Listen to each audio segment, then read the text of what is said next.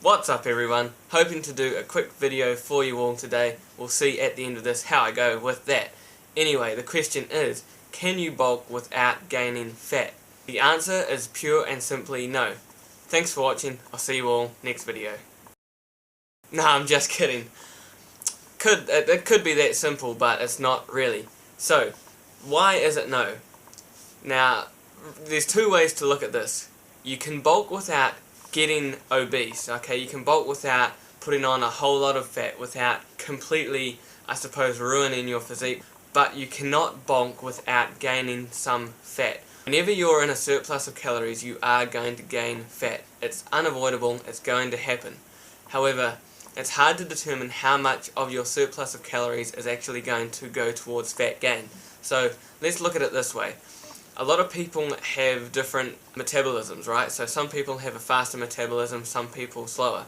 The ones with a faster metabolism can eat more without really gaining much weight at all, whereas if you have a slower metabolism, you just look at food and you put on weight, right? In terms of gaining muscle when you're in a surplus, it comes down to protein synthesis. How much protein synthesis can your body create in order to go towards muscle growth, muscle repair, and then how much will inevitably go toward fat gain, fat storage. Let's look at someone who has, say, a 50-50 in terms of their surplus of calories. Now what I mean by that is they have 50% of their surplus is going towards muscle growth, muscle repair, and 50% is going towards fat storage. Let's say they're in a 500 calorie surplus, alright? That means that 250 of those calories are going towards muscle growth and repair.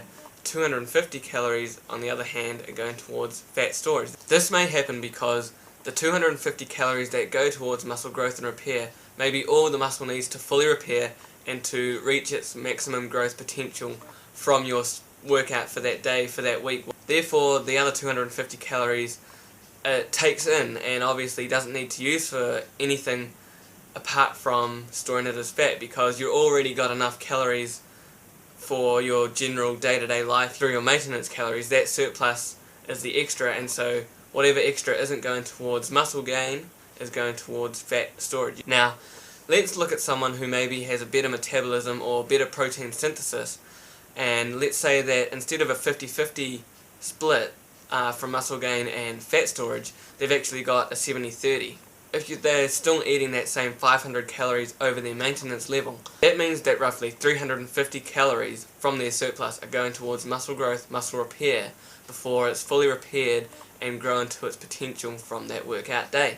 That means there's only 150 of those calories going towards fat storage for that person. So if you're looking at these two people side by side, obviously the one who's got a 50-50 split between their 500 calorie surplus is going to gain more fat than the person who has a 70-30 split. You've got 250 calories for fat gain, or for fat storage, on the left, and you've got 150 on the right. If you look at that over the course of a week, you're looking at around 1700 calories for this person on the left in a week of his surplus that could be going towards fat storage, whereas you're only looking at just over 1000 calories for this guy who's got a faster metabolism, better protein synthesis. This is why you might hear often, whenever you're looking to bulk, that people say start off in a small surplus, 250 to 500 calories. That's quite a big, if you go on the far end, 500, that's quite a bit when you think about it, especially if you're the guy that could be putting on 1700 calories worth of fat in 1 week. Keeping in mind that 3500 calories is about 1 pound of fat, that means that our person who doesn't have the greatest protein synthesis is putting on potentially 0.5 pounds of fat every week. Not only that, but because his protein synthesis isn't as good, it means he wouldn't be putting on as much muscle, even though he's eating in the same exact surplus. It's really important, guys, therefore, to make sure that you start off your surplus small. Start off between 250 to 500 calories above your maintenance level, because then you can gauge over a month or so how much fat have you gained, how much muscle have you put on. If you have poor protein synthesis, you might not have put on as much muscle as you think, whereas you've actually gone up in weight because you've put on a bit too much fat. On the other hand, you might be able to put yourself on a 500 calorie surplus and actually find that you've put on minimal fat, but you have put on some pretty good amount of muscle, and you could even go up towards 700, 800 calories above your maintenance level. The key thing I want to point out here is that no matter whether you have the best protein synthesis in the world or the worst protein synthesis in the world, no matter what happens, whenever you are in a surplus, you will gain fat.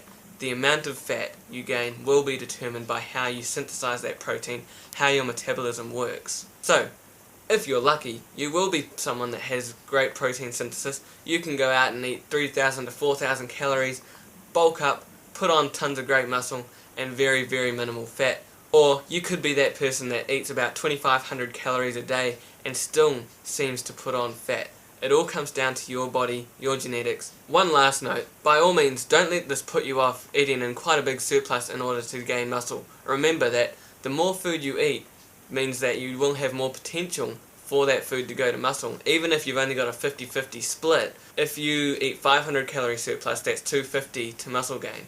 But think about this, if you eat 700, then that's 350 to muscle gain. Yes, more is going to go to fat gain, but you can always lose that fat. You can't make those fat cells disappear, remember that, but you can lose that fat and you will actually be getting more calories towards muscle gain. So in the long run, you have to think about, is it worth gaining a little bit of extra fat in order to gain a little bit of extra muscle? Because remember, you have to lose some aesthetics to gain some aesthetics. I hope this video was helpful. If you have any other questions that you'd like to see as a topic video, make sure you leave a comment down below.